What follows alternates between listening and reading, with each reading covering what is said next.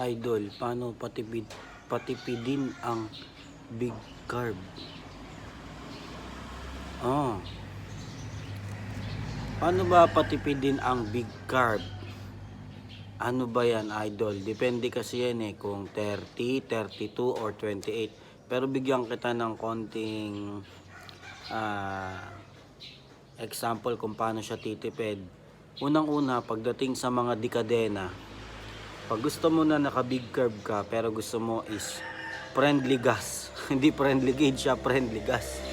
Ah, lalo na kapag kapatagan, magpapalit ka ng lalakihan mo yung sprocket sa engine bay, okay? Yung sprocket sa unahan. Lakihan mo yung sprocket sa unahan, gawin mong 15 or 14. Tapos sa likod naman gagawin mong mas maliit, hindi mas malaki. Pag nasa kapatagan ka, gagawin mo kunyari ang combination mo ay 1434 mga ganon, 1438 pag single ha. Pero pag big carb ka tapos naka sidecar, medyo talagang lala mo ng konti sa gas. Kasi dahil nga big carb, big main jet, big pilot, big needle, at saka big fuel and air mixture. Kaya yun lang yung maisasuggest ko. Pinakamaganda, yung tono, isisiro mo muna yung hangin, tsaka mo ilagay sa 3 ikot. Okay?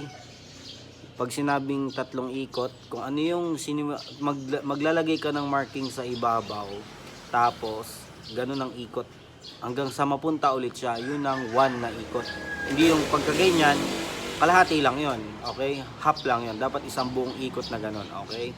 So yun ang maisasuggest ko pagdating sa mga big carb, para kung gusto mo na medyo tumipid ng konti, pero huwag mo masyadong hahanapin yung bilis niya, kasi yun nga ang gusto mong mangyari, maging tipid.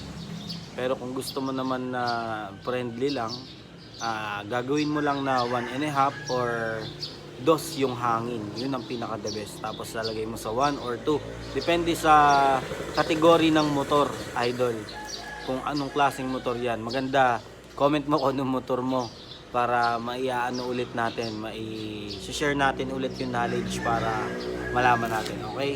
Hindi ko rin kasi alam kung anong klaseng motor ang pagkakabitan ng big carb, okay? So ayun, maraming salamat sa tanong. Please subscribe to my YouTube channel. It's your boy, Kelo Vlogs.